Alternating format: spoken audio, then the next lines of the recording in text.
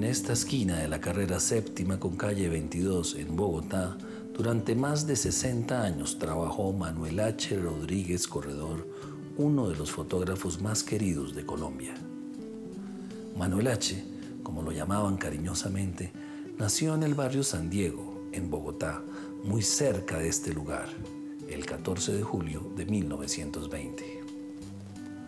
Por su afición a los toros, hizo una de las más famosas imágenes del mundo taurino, la fotografía de Manolete en 1946, justo un año antes de su muerte en España. 2 años después, como un aficionado a la fotografía, Manuel H. se convirtió en reportero gráfico el día del Bogotazo, el 9 de abril de 1948, donde por suerte y por milagro no perdió la vida. Fue testigo de su tiempo con fotografías de grandes y pequeños personajes que durante más de 70 años hicieron parte de la historia de Colombia. Este documental es un pequeño homenaje a Manuel H. y también está dedicado a todos sus colegas, los fotógrafos de alta sensibilidad humana.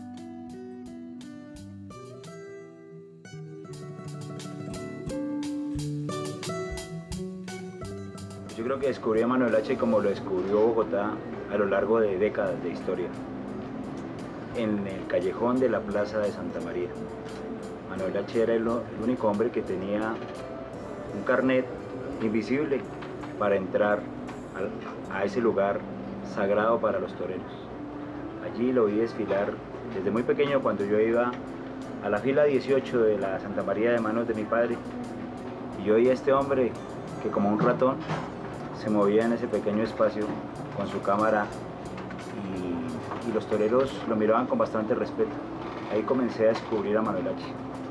Posteriormente lo descubriría yendo mucho más atrás, al día más importante en la historia de esta ciudad, el 9 de abril de 1948.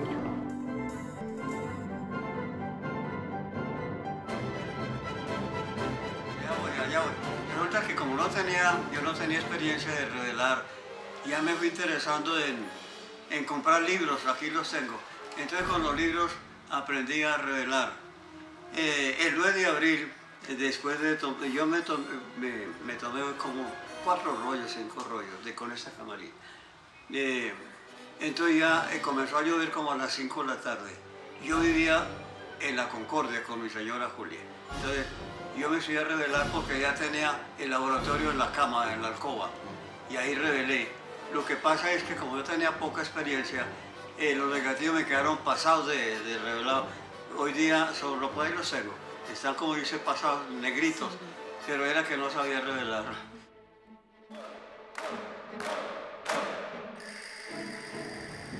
Antes del 9 de abril estábamos en el ejército, estábamos en comisión en Barrancabermeja, la huelga de los 50 días de troco, que era troco anteriormente, ahora ya es Ecopetrol. Nos vinimos el 4, llegamos a Barbosa, y el 5 nos vinimos de Barbosa para acá en 3, y nos bajamos como a las 3 en la estación de Usaquén. Y ahí, como todo eso era potrero, entonces nos vinimos a pie de ahí para acá. Llegamos a la escuela de infantería, y el 9 de abril almorzamos. Estando ahí como a la 1 de la tarde, sonó la alarma. Y entonces todo el mundo, ¿qué era lo que ha pasado? Que no sé qué, que esto y el otro. Oh, que mataron a Gaitán. Porque Eliezer Gaitán no solamente era un líder liberal, sino que era un caudillo de la entraña popular, y en ese sentido un representante, pues, de posibilidades reformistas a fondo de la sociedad colombiana. Pues evidentemente su asesinato no solamente agudizó la confrontación liberal-conservadora, sino que destapó una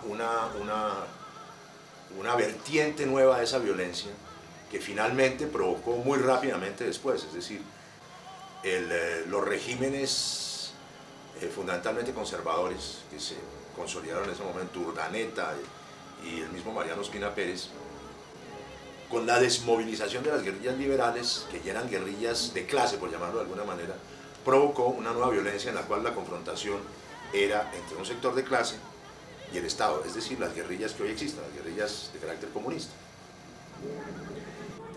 No es cierto, y eso hay que rectificarlo con mucha energía, que la violencia comenzó el 9 de abril.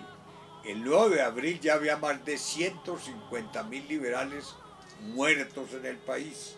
Por eso Gaitán hizo la manifestación del silencio. El 9 de abril fue una gran protesta. En Bogotá se movilizó todo el pueblo. Se estaba haciendo una gran concentración en los alrededores del Circo de Toros para marchar hacia Palacio. Era una rabia popular incontenible. Un sacerdote muy ilustre, no tengo autorización de contar su nombre, llamó a Palacio y dijo: solo se puede cambiar la situación que se está viviendo en Bogotá haciendo dos cosas que son indispensables. Primero, llamar a los jefes liberales a Palacio, anunciar por la radio permanentemente que están allá. El hecho de que los jefes liberales estén en Palacio contiene la marcha de la gente hacia el Palacio Presidencial, porque entienden que alguna política se está diseñando en ese momento. Primero. Segundo, esto es una gran revolución popular, sumamente activa y muy difícil de manejar. Se puede distorsionar si se abren las cárceles de Bogotá. Y se abrieron las cárceles de Bogotá. Cuando esto sucedió, se comenzaron a quemar, lo primero el Palacio de Justicia, luego la Cancillería, donde era ministro el doctor Laureano Gómez, y principió el abuso en los almacenes, los robos, el tomo de licores, etc. Y lo que era una gran protesta popular, un gran movimiento colectivo, se volvió una guacherna. Al edificio del doctor Gaitán había un café Colombia. Yo, como era aficionado taurino, ahí nos reuníamos a hablar de las novilladas, en fin, a tomar un tinto, y estaba yo con mi hermano Jaime. Y yo vivía en la Concordia, o sea, en la carrera primera, con calle 14. A las 1 de la tarde me consideré propio y me salí a almorzar. En el camino escuché, había un locutor Guzmán, de apellido Guzmán, de la radio Santa Fe, que daba la noticia que habían matado a Gaitán y que había que vengarlo. Era un poquito... Y ahí es que hay un problema que hay que tener en cuenta para el 9 de abril. Para esa fecha había en el gobierno de Ospina Pérez mucha matanza de gente liberal. Y entonces Bogotá era liberal y en su gran mayoría era gaitanista. De manera pues que la gente reaccionó del subconsciente y pensaron que Roa Sierra era un cómplice del gobierno, y de ahí que lo sacaron de la droguería y lo llevaron arrastrado hacia Palacio para llevarlo al presidente. Pero había un batallón en la calle Novena que impidió que llegaran ahí. Yo me puse un pañuelo blanco aquí, y eso por eso no me pasó. Yo estaba robando.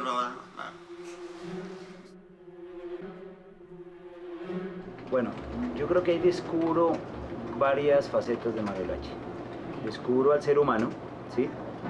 Y ese hombre lleno de inquietudes. Manuel H. era entonces un hombre que comenzaba a trabajar, creo que estaba recién casado, por lo menos su matrimonio era muy joven, y ese día cambia su historia cuando en el camino o en su propia casa se entera a través de la radio, muy seguramente en el noticiero del inolvidable Rómulo Guzmán, que era el hombre que hacía el noticiero gaitanista, que han matado al jefe.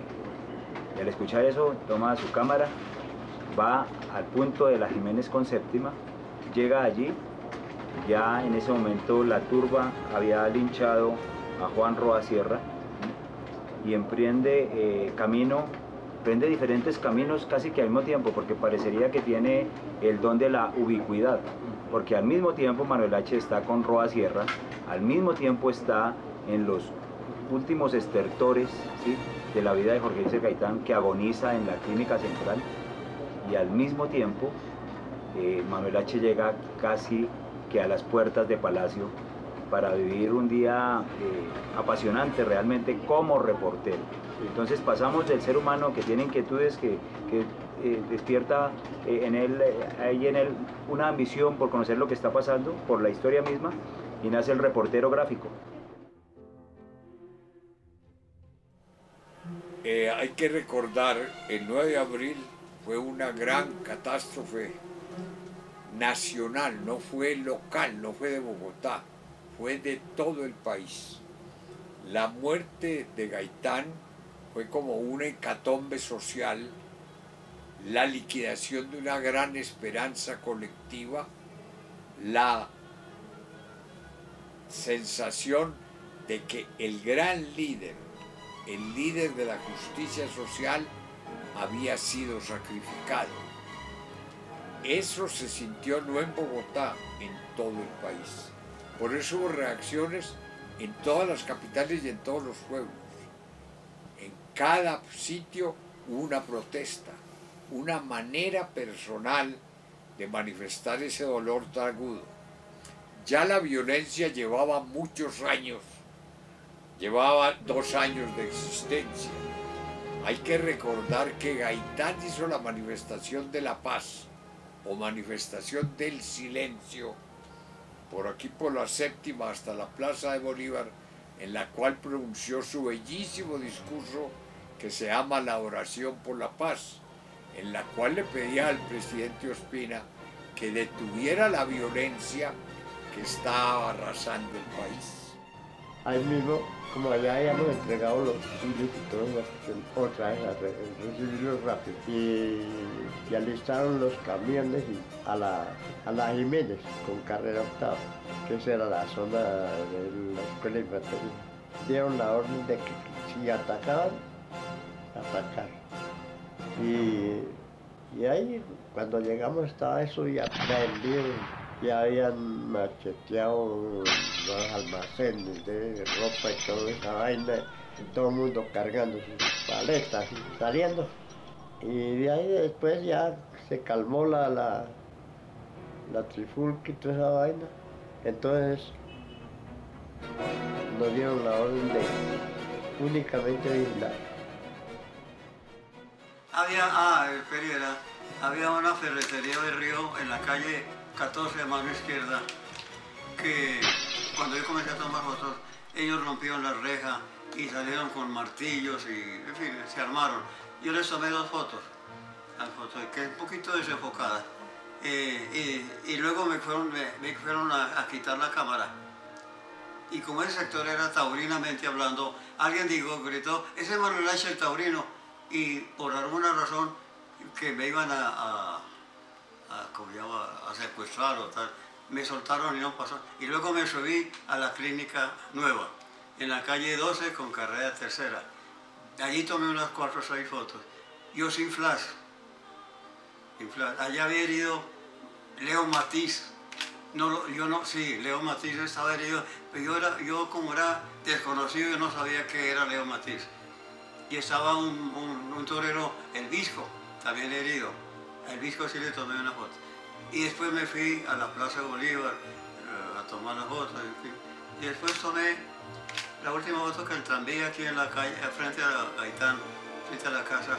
Y había un señor político, Juan Tiberio Galvez, se paró en el tranvía a hacer una arenga para vengar a Gaitán.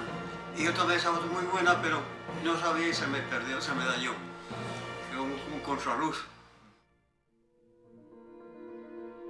No me perdonaría Manuel H., no me lo va a perdonar porque está seguramente por aquí escuchándonos y viéndonos lo que vivió el 10 de abril del 48, cuando va al cementerio central y allí, en compañía de otro reportero y cronista inolvidable, el maestro González Toledo, ¿sí?, encuentra entre la multitud de cadáveres uno que le llama la atención en particular. Tiene un golpe terrible en la cabeza, ¿sí?, está lacerado por todas partes y podría ser una víctima más de un día en que murieron más de 3.000 personas de manera violenta. Pero este hombre tiene anudadas al cuello, ¿sí?, 2 corbatas. Esas 2 corbatas son las que los llevan a ellos dos, a Felipe González Toledo y a Manuel H. Rodríguez, a concluir que ese es Juan Roa Sierra. Las corbatas habían sido utilizadas para tirar del cuerpo desde la Jiménez con Séptima hasta Palacio. Y encuentran el cadáver de Juan Roa Sierra, y esa es parte fundamental de la investigación del periodista, del cronista, del reportero gráfico, y ahí, hombre, por lo menos descubrimos a uno de los autores de la muerte de Jorge Eliezer Gaitán. Ahí en la Jiménez con Séptima, ahí queda la iglesia de San Francisco. Ahí salían los padrecitos a echar plomo. Por ahí de vez en cuando, tal cual, francotiradores estaban en las... Estuvieron echando ahí, y entonces por ahí como que le alcanzaron a hacer disparos, como que unos, ahí, cayeron como unos 3. Y resulta que eso fue en la iglesia de Santa Bárbara, o sea, en la carrera Séptima con calle Cuarta, me parece que hay una torre que está, y estaba negrita la torre de curas, echando plomo por la Séptima, para allá y para acá. Y entonces un oficial de la motorizada dijo, entonces, ¿no se irán a calmar esos padres? Ay, que tienen. Y entonces dijo, pues aguarde y verá. Cogieron el tanque y lo puso en la Séptima y le apuntó allá a la torre. Dijo, pues no se quieren bajar a la torre, hay que asustarlos. Entonces le pegaron un tiro a la torre y ahí sí quedó blanca. Enseguida ya se calmó esa cuestión, pero entonces estaba lloviendo. En esos días llovió y nosotros estábamos ahí en el piso y el agua nos corrió por debajo. Sangre, como Dios manda.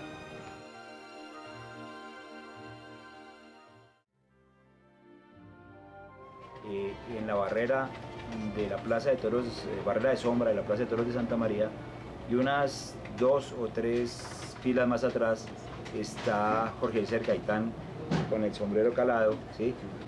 Una foto que resume la importancia de la Plaza de Toros en la historia política de la ciudad. Allí estaba el ojo muy agudo de Manuel H. para reflejar esas 2 imágenes.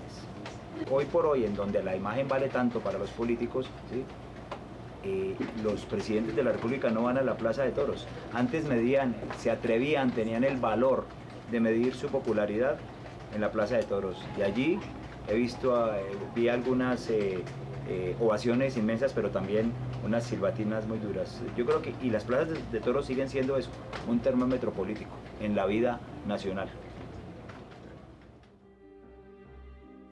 Manuel H. es una expresión de una dinámica que tiene antecedentes, siendo Manuel H. uno de los que más permaneció en la medida en que tuvo una larguísima vida. Pero, por ejemplo, yo pienso que hay una saga importantísima de la fotografía en Bogotá, y es una fotografía como la de Manuel H., que no solamente ha tenido la virtud de registrar la dinámica del cambio físico de la ciudad y la dinámica del cambio político de la ciudad y de las estructuras de la ciudad en general, de la evolución hacia la modernidad de esta megalópolis que es Bogotá, sino también hace un retrato de sociedad. no solamente porque a Manuel H. le gustaban los toros, iba a fotografiar a la gente en los toros, pero yo conozco su fotografía, y si uno tiene una mirada alegre y simpática sobre la fotografía de Manuel H., es evidentemente un cuadro de costumbres que se va moviendo de los años 50 hasta hoy, es decir, es una cosa invaluable. Ojalá que no solamente su familia y sus descendientes y la gente que lo quiso pueda organizar ese material, que yo me imagino que es muchísimo, sino que el Estado y que el Bogotá, la ciudad misma, tenga la capacidad de recobrar esa memoria de Manuel H. Fíjense ustedes que de las cosas más frágiles en la memoria de la iconografía en una sociedad es la fotografía. Bueno, ahora quizás cambia con los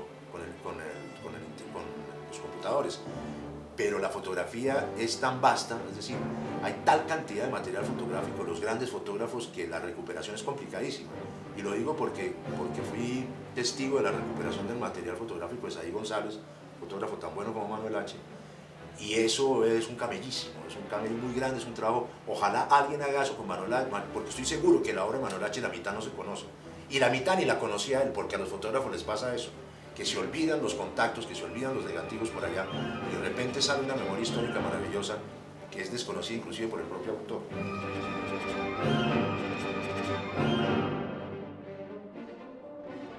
No, primero prestó toda su colaboración para el capítulo en el que él estaba pintado, o por lo menos eso pretendí, de pies a cabeza. Y luego facilitó las fotografías. Infortunadamente hay que ver las limitaciones técnicas también del momento. Yo creo que el libro impreso hoy hubiera resultado mucho más fiel a esas imágenes. Entonces, pues él quería ver las fotografías tal cual las consideraba o las tenía en su cabeza, más que verlas reales. Hay que ver que Manuel H. en esa época no tenía ni la técnica del fotógrafo, no la había adquirido aún, tenía una cámara, apenas una cámara para defenderse, ¿sí? Entonces, yo en el fondo creo que, no me lo dijo, pero sentí un poco de decepción de no ver las fotos mucho más vivas. Pero bueno, ese es el testimonio histórico. Estas fotos, más que fotografías, son documentos, y como tal está ahí ardiendo el tranvía, está el muerto del pueblo, está el jefe, Gaitán, ¿sí? Están los amigos aquellos posando frente a la ferretería, y está un día que marcó la vida de este país y que le dio el título a Manuel H., el título de reportero, gráfico, periodista, cronista, investigador, detective, etc. Ah, y torero, porque se necesita valor para hacer lo que hizo.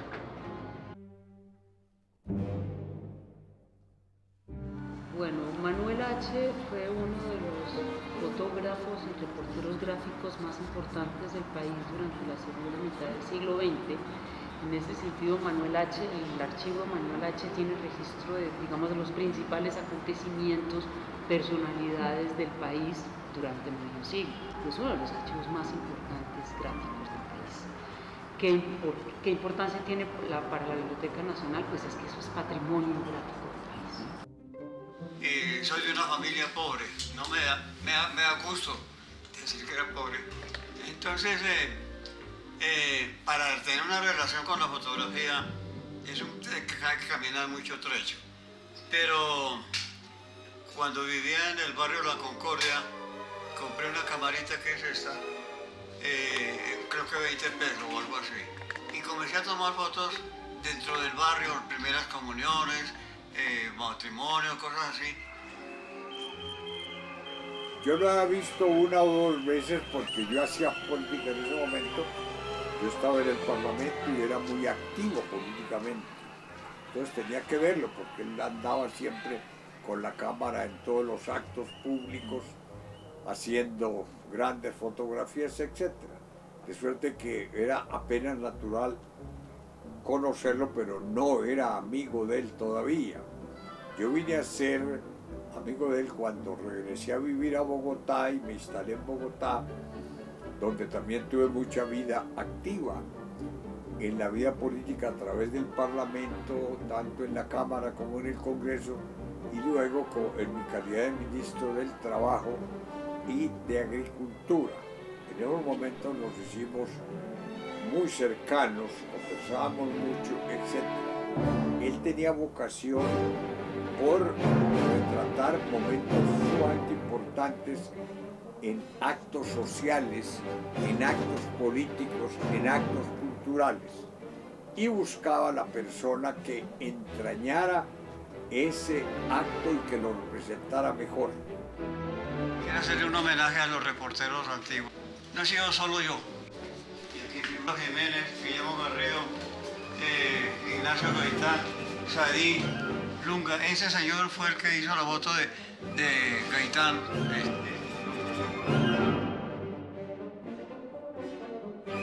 Manuel H., como tantos otros, les tocó el gran pico protagónico de la prensa escrita. Desde principios del siglo XX, cuando se desarrollan los diarios, ya existían en el siglo XIX, pero que se consolidan los diarios. En Colombia un poco como siempre tardíamente, y se pone en marcha la dinámica de la fotografía. Pues yo pienso que Manuel H. estuvo desde el principio. Y evidentemente el gran encanto en ese momento, en el cual no existía ninguna otra posibilidad de imagen, por lo menos en términos de la información, que la fotografía, pues era ese cliché, era esa prensa impresa en un periódico. Luego empezó a existir el cine, poco después, es decir, la fotografía en movimiento, la imagen en movimiento, se convertiría en video. Y las relaciones de la información con el cine también fueron tardías, porque los primeros noticieros de cine que se vieron en este país fueron prácticamente en los años 40, a raíz de la Segunda Guerra Mundial. En ese momento la fotografía estaba en pleno furor, es decir, fotografía en blanco y negro, hay que decirlo, ¿no? Desde luego, como el cine también hizo la transición en los años 30-40. Entonces, pues claro, el reportero gráfico era la modernidad, eso es un punto clavísimo. Era la modernidad, era la contemporaneidad, era el futuro de la imagen, era el futuro de la información. Era quien iba a registrar en los lugares más lejanos del mundo las cosas que pasaban. Manuel H. pues vivió esa época de la reportería, al punto que en los años, finales de los años 50 y 60 ya se podían hacer emisiones de lo que se llamó en una época la telefoto, hoy desaparecida pues por cuenta del satélite y de internet. La telefoto, que terminó siendo también sujeto al vehículo del internet, pero la telefoto antes ni siquiera era por satélite, era por un sistema de radio, de telefoto, es decir, iba por cables, llegaba. Entonces, todo eso para decir que la fotografía, a lo largo de digamos que de la segunda década del siglo XX, de los 40 hasta entrado ya casi el final del siglo, fue la vanguardia de la expresión visual. Y en ese sentido tuvo su reino, ¿no? Y evidentemente no tiene decadencia. ¿En qué medida? En la medida en que la fotografía, pienso yo que inclusive la fotografía relacionada puramente con la información, dejó de ser una artesanía y una mecánica para convertirse en un arte. Y lo fue a lo largo de todo el siglo XX. Y evidentemente los reporteros gráficos, por reporteros gráficos, no están excluidos de la condición de artistas, ¿no es cierto? Y hay que ver la cantidad de ejemplos que ha habido a lo largo de la historia del siglo XX y de lo que anda de fotógrafos, de reporteros gráficos, de periodistas que se convirtieron evidentemente en íconos estéticos, es decir, en artistas plásticos. Entonces, pues también en el caso de Manuel H., él tuvo una cercanía con una concepción estética y plástica y artística de la fotografía que no es ajena a los reporteros. No todos los reporteros gráficos son artistas, pero Manuel H. fue moderno, fue artista, y en ese sentido estará presente en el futuro, porque pues evidentemente el arte no es como la baba retórica del caudillismo, el arte no muere.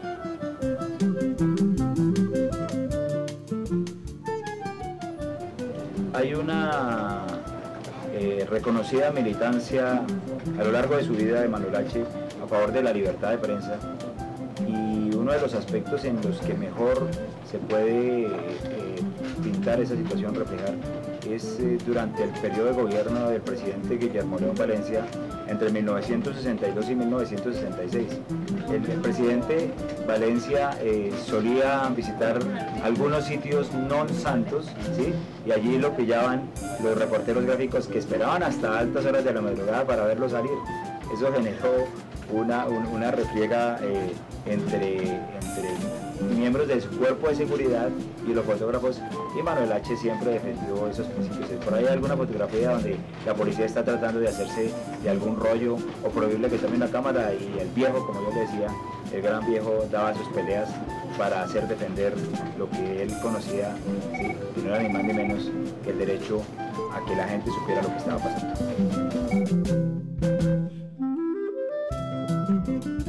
Pinilla asumió el poder, era respaldado por todos, tanto que lo llamaron El Salvador de Colombia.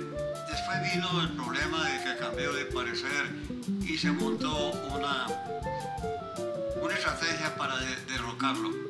Entonces en el hotel de que andaba hicieron uno que llamó la comida de la resistencia, era resistir a Rojas Pinilla, pero sin militares, sino simplemente con los bancos y todo. Entonces Alberto Lleras fue el principal orador, y dijo con la cara, vamos a triunfar. Y esa foto, el 10 de mayo, la presté y le di una vuelta a la Plaza de Bolívar, donde está Alberto Lleras con la. Entonces, en cierta forma, esa foto colaboró, no digamos que ayudó, colaboró en la elección con el doctor Alberto Lleras. Tenía otra vocación, y era tomar fotografías de la forma como iba evolucionando la ciudad. En las fotografías de él vamos viendo cómo se va transformando la arquitectura, la estructura de las calles, la forma como se organizan los cabaret, los sitios de recreación, los sitios de acción popular, aquellos donde se realizaban actos culturales, y especialmente también los que tenían relación con la vida política. Él nos deja un mensaje fotográfico de una gran importancia. Ojalá la nación tenga conciencia de la necesidad de adquirir esos archivos, organizarlos y poner a alguien a trabajar de cómo allí están todas las formas sociales, de la moda, como lo dijimos ahora, de la arquitectura, de los actos políticos, poderlos identificar y hacer un gran álbum que sirva a la nación. Esos álbumes de Manuel H. servirían para la historia nacional.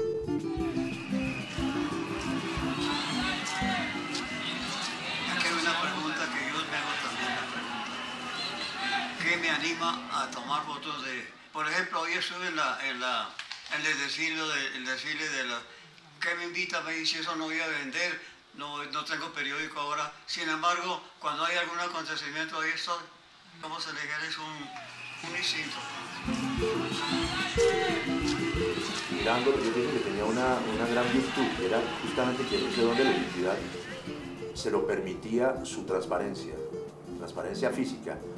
A pesar de su figura, que era una figura pues muy simpática, con sus pelos largos y tal, era una persona que pasaba desapercibida. Yo pienso que el don de la ubicuidad va directamente proporcional a la capacidad de pasar desapercibido y de estar en el momento sin ser notado, y sin que su fotografía tampoco se note como un acto de arrogancia y como un acto de prepotencia de que yo soy el fotógrafo el que voy a apuntar. No, él estaba un poco en la discreción y siempre fue una persona discreta, a pesar pues de que todo el mundo lo conocía en los círculos del poder, pero yo lo veía aquí por la calle, por la Séptima, con su camarita tranquilamente, y era la negación de la petulancia, pienso yo. Entonces era un hombre discreto y humilde que era capaz de tomar fotos ubicuamente sin ser visto. Bueno, el maestro Manuel H. tiene dos elementos de aporte fundamental. Uno, el aporte histórico por su registro. Me parece que es fuera de serio, o sea, nadie tiene el archivo fotográfico, no solo por tener un volumen de material, sino por el hecho de que ese material es la historia de Bogotá, es la historia de muchos hechos políticos, económicos, que han marcado en nuestro país. Si bien la capital, cada instante que sucede un hecho y que es trascendental fuese olvidado, pues de pronto es olvidado en la memoria de muchos, ¿no? pero no olvidado cuando yo tomo la foto y la tengo ahí, y yo pienso que ese es el primer elemento, el testimonio del maestro Manuel H.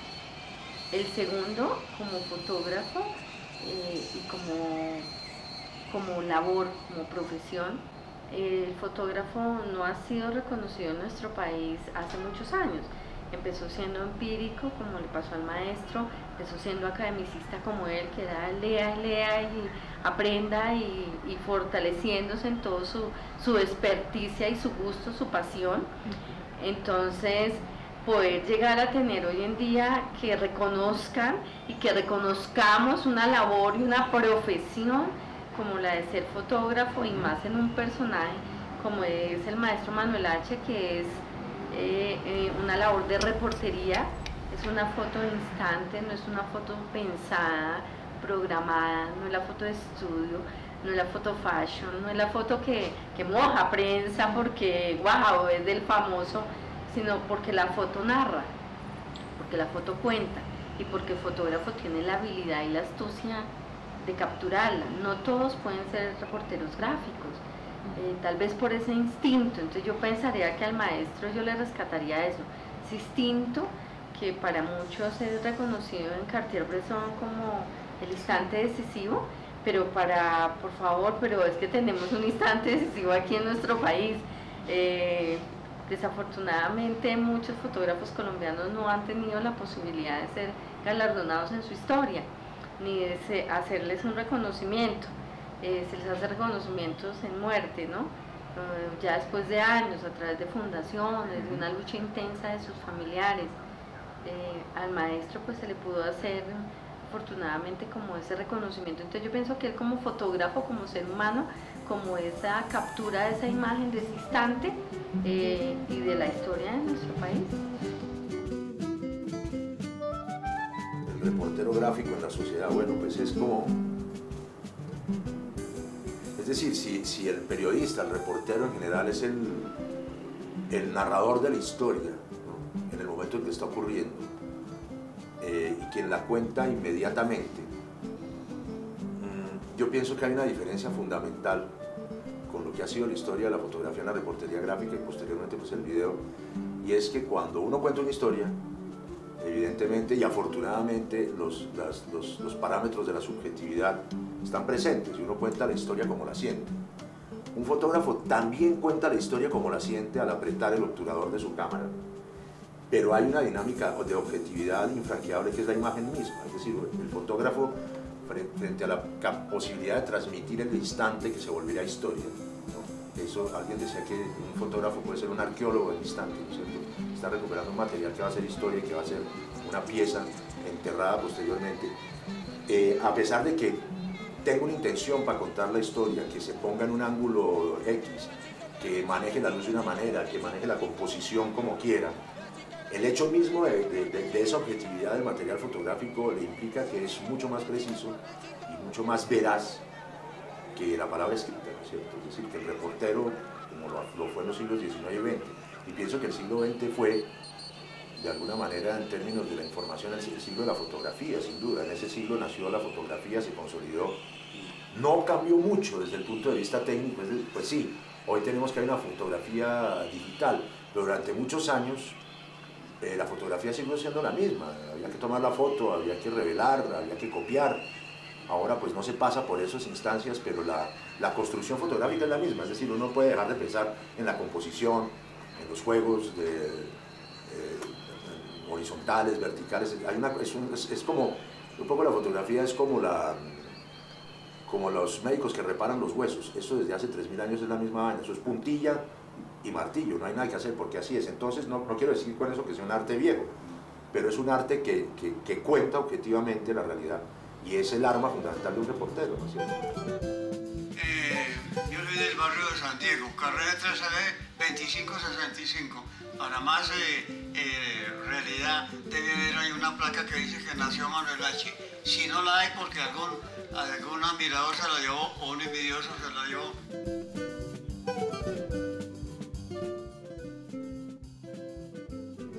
Era un reportero que, más que buen fotógrafo, lo que tenía era un magnífico ojo y un magnífico presentimiento y momento para poder percibir los eventos que iban a ocurrir, de ahí a que es tal vez el primer fotógrafo que hace tomas de ese asesinato de Jorge Luis Gaitán, pero además porque hace dentro de su fotografía ya más artística, pues todo un acontecimiento de lo que ha sido el centro de Bogotá, y tal vez son las fotografías que a mí personalmente más me gustan. Mi historia con Manuel H. es una historia académica eminentemente, una historia académica ligada a la fotografía, por supuesto. A Manuel H. lo conocí cuando era estudiante aquí en una universidad muy cercana. Yo bajaba y miraba su estudio, entraba, daba vueltas y él lo miraba a uno, le contaba cosas, uno salía, se iba como estudiante, y después cuando empecé en la docencia, pues me parecía interesante traer a mis estudiantes, porque él, más que tener fotos, eran fotos importantes de la historia. El hecho del Bogotazo, que parecía como un elemento lejano a la historia y a la vida de cualquier adolescente, de cualquier niño universitario, como que era revivir un proceso histórico importante. Entonces ahí nos fuimos haciendo como muy cercanos, y tal vez por lo que te menciono, él era una persona muy agradable, entonces uno termina siendo como muy amigo de él, porque nunca pone barrera, porque además cuenta las cosas, sus técnicas, porque nunca tuvo nada oculto en su fotografía, no había secreto en su toma, era simplemente coja la cámara, monte rollo y salga corriendo, y ojalá haya algo interesante en la séptima y cójalo, pero tal vez era el ojo de Manuel H.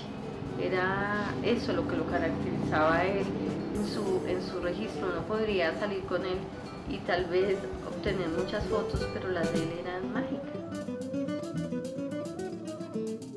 Y lo conocimos, y Manuel H. es muy reconocido desde el punto de vista de la tauromaquia, pero si uno se pone a mirar, y esa publicación que hizo el instituto es bien interesante, porque es que yo creo que él tiene un papel preponderante en la memoria de lo que significa lo que anteriormente estábamos hablando, no solamente de un hecho tan importante como el 9 de abril, sino también del desarrollo urbano y del desarrollo social, digámoslo así, de lo que ha sido Bogotá.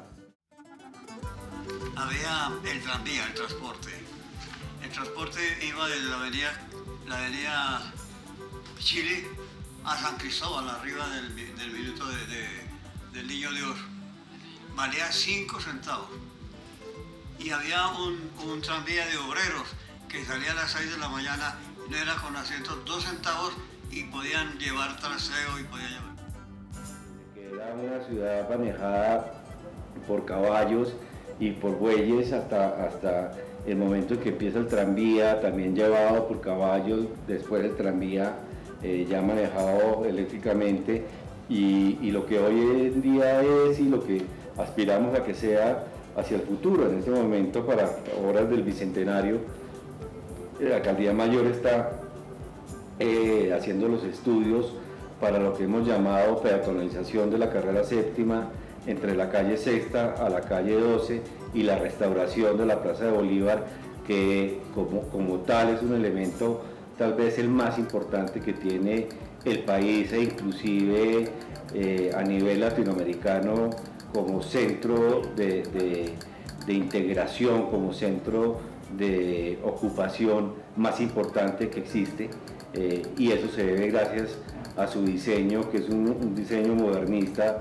de Fernando Martínez Sanabria, en donde gracias a ese diseño permite que allí se desarrollen actividades diarias de diferente índole. Entonces uno va hoy a la Plaza de Bolívar y estamos armando nuestro escenario de Navidad. Ayer fuimos y seguramente estaba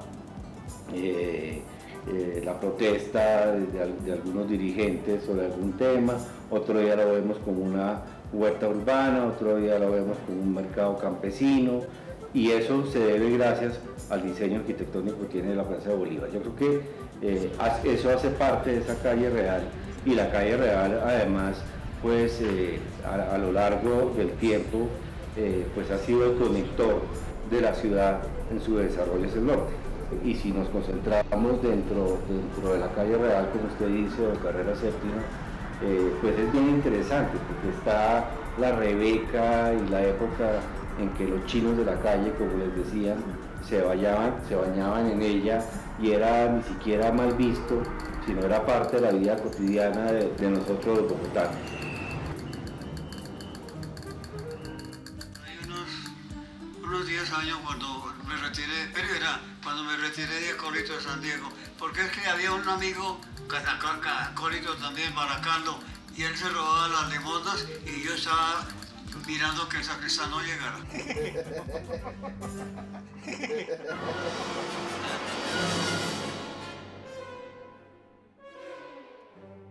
Nosotros de Manuel Ache siempre estuvieron en la lectura, un periódico, en un libro, en una exposición, y él, todos sabíamos que existía. Yo sabía de él mucho tiempo, lo veía, era un personaje casi mágico, mitológico, muy bello, y era casi como una casa de duendes entrar ahí. Aquello era fantástico, de miles y miles y miles de fotos, de cientos de historias que le contaba.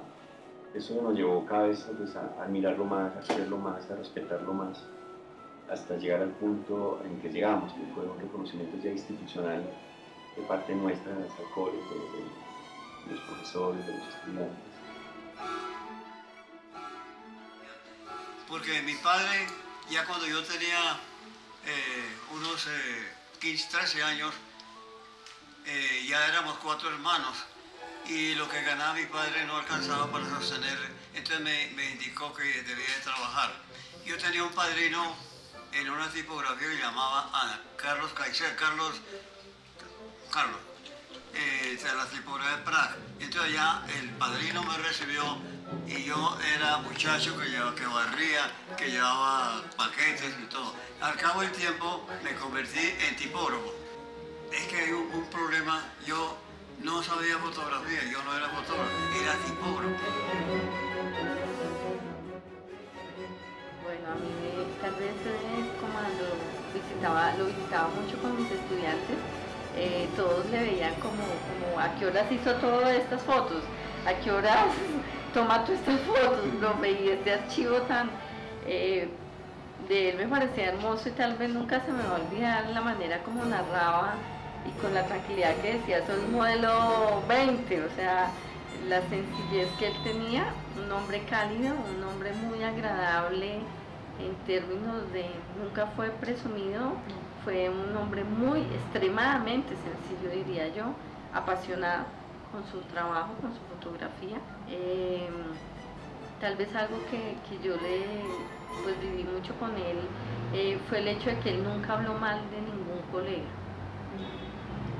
Para él sus colegas eran eso, estaban por encima incluso de él los veía ya como los grandes fotógrafos. Me parece que eso fue muy lindo, que yo haya vivenciado con él como ese proceso, esa etapa, como vivía y narraba cada foto que él sacaba de su archivo allá. Yo le decía, maestro, qué cantidad de material que él sacaba, y cada foto parecía vivirla, como si hubiese sido el instante en que lo hubiera tomado. La memoria prodigiosa de Manuel Ache.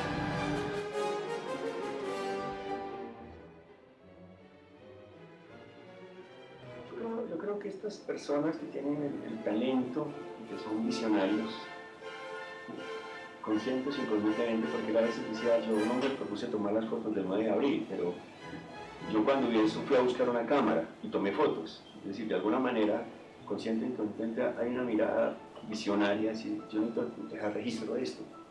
Y de hecho, si no hubiera tomado las fotos, mucha de nuestra historia, como tanta que se ha perdido, hubiera quedado en el olvido, o simplemente una anécdota. Creo que pasó con los campos de concentración, creo que ha pasado con los fotógrafos de guerra, creo que ha pasado, y son unos seres visionarios que optan por registrar la historia y que frente a toma una decisión de esas, voy a fotografiar esto. Entonces, en toda su actitud de premonición, de constatación, él siempre estuvo presente. Y no importaba la cámara, porque finalmente ahí es lo de menos el instrumento. Ahí está Lo más importante es tu visión, tu comprensión del mundo, tu conciencia de qué papel estás jugando en un momento determinado en la historia, del ser creativo, de que siempre tengo que estar creando, innovando, buscando, y trabajo con las herramientas que haya. Ese es mi poder, y por eso Manuel H. es Manuel H. Y yo nací en San Diego, como le digo.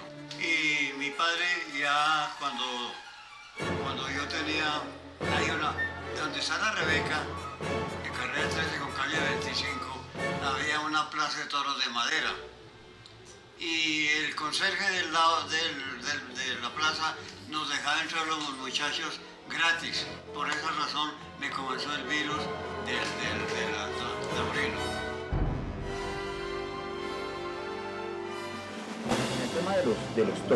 En el tema de los toros, claro, la foto que le toma Manuel H. a su tocayo, fíjense que hasta ahora encuentro esa casualidad, ¿sí? Estamos hablando de Manuel Rodríguez, el hombre de la Concordia de Bogotá, le toma una foto a Manuel Rodríguez, ¿sí? El hombre, el califa de Córdoba, ¿sí? Que muere en Linares en 1947, le toma la fotografía a un Manuel Rodríguez, a otro Manuel Rodríguez, en el callejón de la Plaza de Santa María. Está Manolete recostado en las tablas, con la mirada perdida en el horizonte, ¿sí? Como presintiendo, le decía uno después, en medio del apasionamiento por los toros, la muerte que le llegaría de un toro de Miura de nombre Islero. Y es allí donde Manuel H. siempre soltaba una risa maliciosa, como diciendo, no es cierto, simplemente estaba ahí como cualquier torero. Es una fotografía que además se ha vuelto emblemática, ahora que Manolete cumplió 60 años de la tragedia de Linares, y todos los taurinos de alguna manera tenemos una pequeña foto en la billetera de Manuel H. Yo felizmente tengo una bastante grande en mi casa, firmada por el maestro como prueba de amistad. Taurinamente hablando, el eje de todo era Manolete. Y vino a torear 3 corridas en Bogotá, con un Solórzano, con un peruano y con la rusa. Y el matador de toros, por capacidad que tenga, si no se acomoda con el toro que le correspondió o tiene algún problema psicológico o algo, entonces no triunfa. Y eso le pasa a Manolete,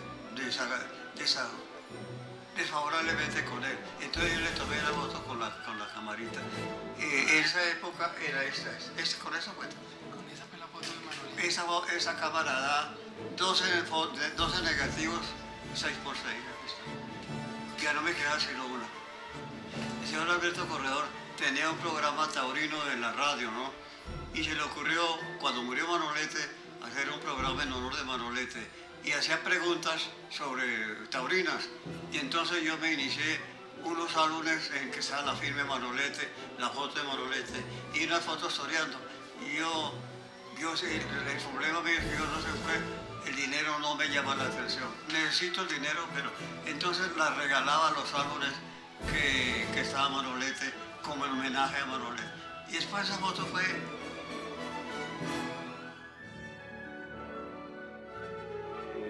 Claro, después las fotos de Manuel H. básicamente están resumidas en un buen libro, que es el libro de oro de la Santa María. Hay una foto que me gusta mucho, es un ballet, y es un momento en que el toro ha hecho por el caballo, y los monosabios están todos escapando al mismo tiempo por las tablas, y parece que todo fuera montado, pero es una foto extraordinaria. Hay otra foto famosísima, que se vio en un festival para la niñez, en donde echaron un toro de más de 5 años, los toros normalmente no deben tener más de 5 años para lidiarse en la plaza, y el toro se lanza contra el picador, ¿sí? Que está trepado por supuesto en el caballo, y parecería que el toro hace por el picador, pero es solamente un tema de óptica nada más, pero esa foto también fue famosa. Y todos los toreros pasaron por allí, por ahí debe tener alguna foto famosa, que alguna vez se la pregunté, pero nunca me la dejó ver, se murió también por asta de toro en Bogotá.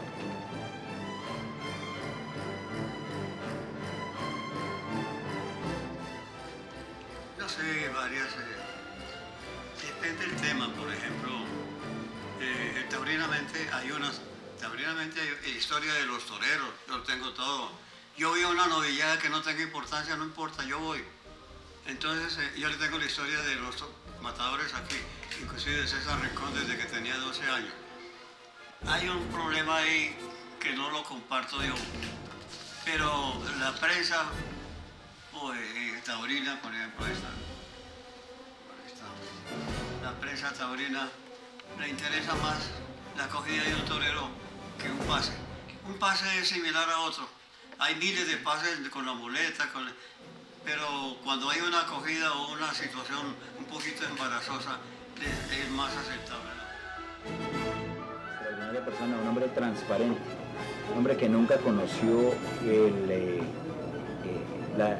la denominación de los billetes siquiera, porque su trabajo lo regalaba de la manera más generosa, amaba a los amigos, siempre tuvo esta casona donde pagó un arriendo a lo largo de toda la vida, calle 22, carrera séptima, ahí en su estudio, y además un hombre muy meticuloso porque para archivar a lo largo de la vida más de 600.000 negativos, ¿sí? y cuidar de ellos de la forma como los cuidó, sin las condiciones de ambiente, de temperatura más adecuadas, pues quiere decir que era un hombre muy ordenado y siempre puesto a la hora, un hombre cumplido, no sé, no alcanzan realmente las palabras para definir a uno de los grandes historiadores de este país. No tuvo título de ninguna academia, ni mucho menos, pero tiene el título del reconocimiento de su pueblo.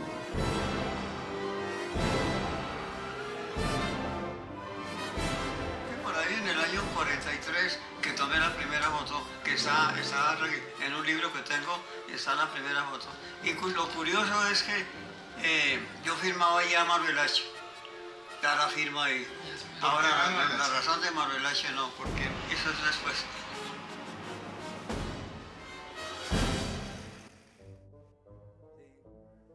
No, es que ahorita aquí tengo un laboratorio de color, tengo la ampliadora, pero hay un problema y es que cuando uno se compra los químicos, eso está calculado para determinada cantidad de fotos y no hay el volumen de trabajo, entonces los químicos se oxidan y se pierden. Entonces ahora he cambiado y la mando a hacer la blanco y negro, aquí tengo el laboratorio blanco y negro. Solo no hay problema, y el color sí lo tengo. Aquí está la cámara, mire, la Polaroid. También era una fuente de trabajo, ya hoy día no. Y a la gente, entre la Polaroid y una digital, prefieren la digital. Tiene sus grandes ventajas, algunas desventajas, pero, por ejemplo, llegan a una ventanilla de Fotojapón, tome la foto, venga dentro de media hora, no hay ningún intercambio con la persona, de moverle. Como yo le decía a una señora, humedécase los labios, ay no, ay, yo se los humedezco. Entonces ahí hay una falta de contacto entre el señor que posa y el fotógrafo. Generalmente el fotógrafo conversa, le vuelve la cara y todo. Hoy día, pase otro. Es ventaja y desventaja, pero hay dos.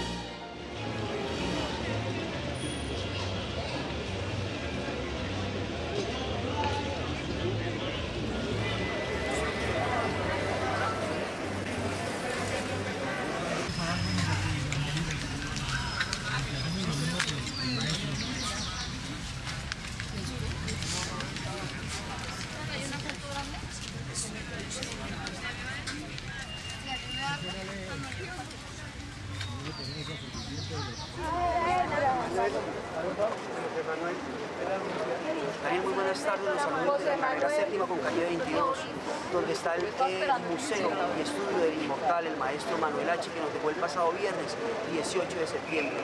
Pero dejemos que sea la familia de él quien invite a todos los bogotanos a que nos acompañen hoy en las honras fúnebres del más grande de la fotografía en el país, el maestro que documentó la historia de Colombia.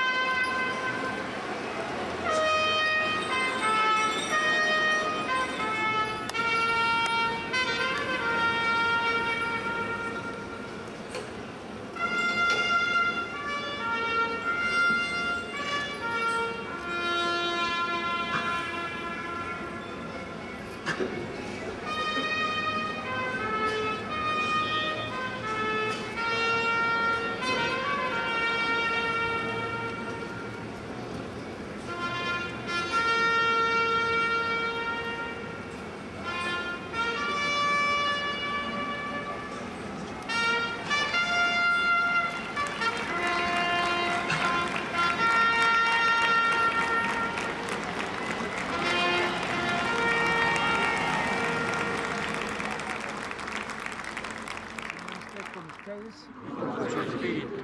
Oremos, escucha en tu bondad, Señor, nuestras súplicas, ahora que imploramos tu misericordia sobre tu siervo Manuel H., a quien has llamado de este mundo. Dígnate llevarlo al lugar de la luz y de la paz, para que tenga parte en la asamblea de tus santos, por Jesucristo nuestro Señor. Amén. Amén. Dale, Señor, el descanso eterno. Dale, Señor, el descanso eterno. Dale, Señor, el descanso eterno. Las almas de los fieles difuntos, por la misericordia de Dios, descansen en paz. Amén. En nombre del Padre, del Hijo y del Espíritu Santo. Amén. Algunas personas quieren dirigirle. Padre. El doctor Felipe Negret va a dirigir unas palabras y después Orlando también.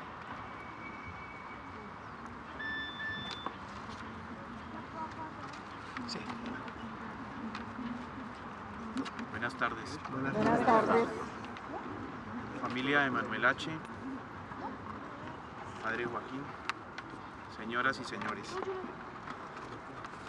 Cuando la turba desenfrenada, enardecida y doliente por el asesinato de Gaitán lo alcanzó, estuvo al borde del linchamiento. Minutos antes lo había hecho con Roa Sierra. Lo salvó una voz. Ese es Manuel H., el de los toros. Déjenlo. Y lo dejaron. Así narra Diosabá ese momento que pudo ser fatídico en su excelente crónica sobre el 9 de abril. Manuel Hermelindo Rodríguez Corredor tenía apenas 28 años y aunque gracias a su gran afición a los toros ya había hecho el 21 de abril del 46 la impresionante foto de otro Manuel Rodríguez que haría época en la historia de los toros con el nombre inmortal de Manoletti. Recostado en el burladero de la Santa María, que le dio la vuelta al mundo cuando aún no era un fotógrafo profesional. Porque solo fue ese día fatídico del Bogotazo que recibió su alternativa de fotógrafo. En medio de los incendios y de ese panorama de desolación, de destrucción y de locura, había nacido un gran fotógrafo para realizar la más importante labor de reportería fotográfica de los últimos 60 años de la capital de la República. Con su modesta cámara de aficionado, sobreponiéndose al dolor y al peligro con un pañuelo blanco atado en la punta de un palo, en ingenua señal de paz se va a la clínica central y hace las históricas fotos del líder inmolado, yacente en su mortaja y rodeado de rostros en los que aflora el desconcierto. Después iría a la Plaza de Bolívar, en donde ardían en llamas los tranvías y el alma del pueblo, y pasa por su lente imágenes desoladoras de rapiñas y saqueos, de cuerpos inertes, de la masa inconforme en que quedó convertido el cuerpo de Roa Sierra, de rostros descompuestos que a duras penas contenían la rabia y la tristeza. Él mismo no se había dado cuenta de que acababa de hacer una labor histórica de incalculable importancia. Una buena foto vale por 10.000 palabras, dice el adagio popular. Termina su impresionante registro fotográfico solo cuando se le agotan los escasos rollos a su cámara. Cada uno tenía su propia historia de ese triste día. Manuel Rodríguez había logrado hacer la única que perduraría, más allá de la tragedia, de las distorsiones y de las palabras. Atrás había quedado el Manuel Rodríguez que se inició como tipógrafo, el que alguna vez quiso ser ciclista y llegó a ganar la doble en Gativá en el año 38. El Manuel Rodríguez que alguna vez intentó ser torero cuando se le enfrentó a Muñeco, un cansado toro en donde esa gesta y da cauce a su gran afición. Inclusive el Manuel Rodríguez de la juventud, como cualquier anónimo, aficionado a la fotografía, obsesionado por adquirir una cámara de cajón de segunda mano para tomarle fotos a la familia, a los amigos y a los vecinos, como lo recordó graciosamente alguna vez. Había nacido Manuel H., reportero gráfico, historiador y testigo de su tiempo. Después vendría su azarosa y difícil lucha con la vida, sin más armas que una cámara, su ojo constante avisor pendiente del azar y del instante, su inteligencia, su gracejo a flor de labio, su instinto para captar el momento oportuno. Entre los años 50 y 60 se convierte en uno de los fotógrafos más importantes de Colombia. Felipe González Toledo le abre las puertas del Espectador, en donde ya había publicado sus fotos del Bogotazo. Al lado de maestros del periodismo como han sido los Cano, los grandes maestros de la fotografía como Enrique Benavides, Carlos Caicedo, Nereo y Alfredo Pontón, inicia formalmente su carrera de fotógrafo. Llamado por Doroteo González, ingresa a El Tiempo, epicentro de una gran afición a los toros, en donde inicia una gran amistad con grandes aficionados como Hernando Santos, Gustavo Castro Gaitán, editor de fotografía, y los excelentes críticos taurinos como Piquero, Roseta y Antonio Caballero. Todas las corridas y todos los festejos de la temporada desde entonces, corridas de pueblo y capeas, tientas, condumios, remates, quedaron para la posterioridad. Y con ellos los momentos de gloria de todas las figuras de la tauromaquia que pasearon por la Santa María, sus instantes de consagración en los que le coquetearon a la gloria y las tardes de infortunio, enmarcadas en forma siniestra por abucheos y rechiflas.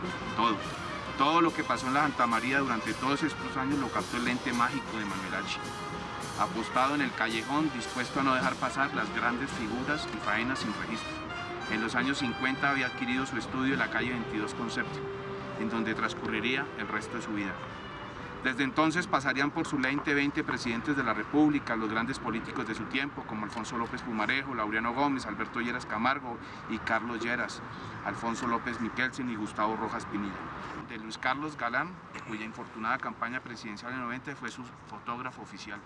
A muchos de ellos, como buenos aficionados a los toros, lo registraría su cámara en sorprendentes instantáneas en los tendidos de la Santa María. A otros en medio de su agitada actividad política. Detrás del excelente fotógrafo profesional que era Manuel H., había un hombre sencillo y bueno, orgulloso de su humilde procedencia, cabeza de un hogar que compartió con Julia, su esposa, y con sus 7 hijos, afrontando con serenidad y estoicismo todas las dificultades que lo acosó en forma implacable en la vida. Parapetado detrás de sus lentes miró el acontecer de Bogotá durante más de 70 años, en más de 600.000 fotografías. Cuidadosamente archivadas queda su testimonio y el registro de casi un siglo de historia.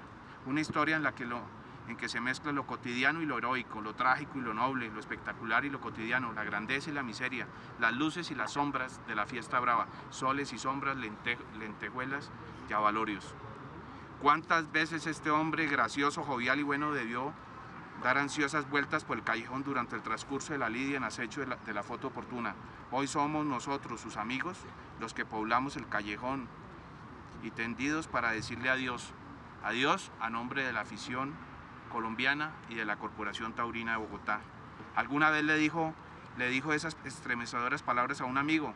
Desde hace muchos años llevo una lista de amigos que se han ido muriendo y que forzosamente no asistirán a mi entierro. La lista ha crecido y sigue creciendo, y con ella mi soledad. Son ahora sus palabras las que lo retratan a él, como cuando alguien le preguntó con imprudencia: ¿qué haría Manuel H. si se le incendia su estudio? Pues fotografiarlo. Contestó sus habituales sonrisas con las que terminaban sus constantes apuntes salpicados del mejor humor bogotano. Ahora dará su última vuelta, pero esta vez será al ruedo, en hombros, con sus amigos, como lo hacen las grandes figuras cuando han rubricado con gloria una faena.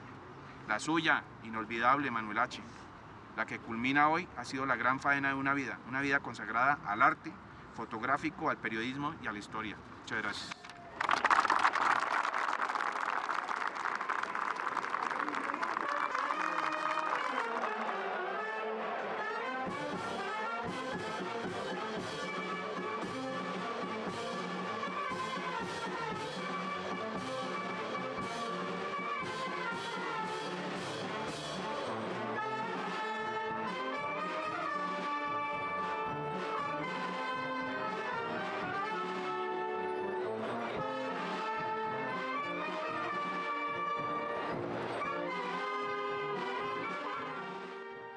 Permítanme que en nombre de la Asociación Colombiana de Cronistas Taurinos y de la afición también, porque yo hago parte de ella, no le digamos a Manuel H. adiós. Manuel H., hasta luego.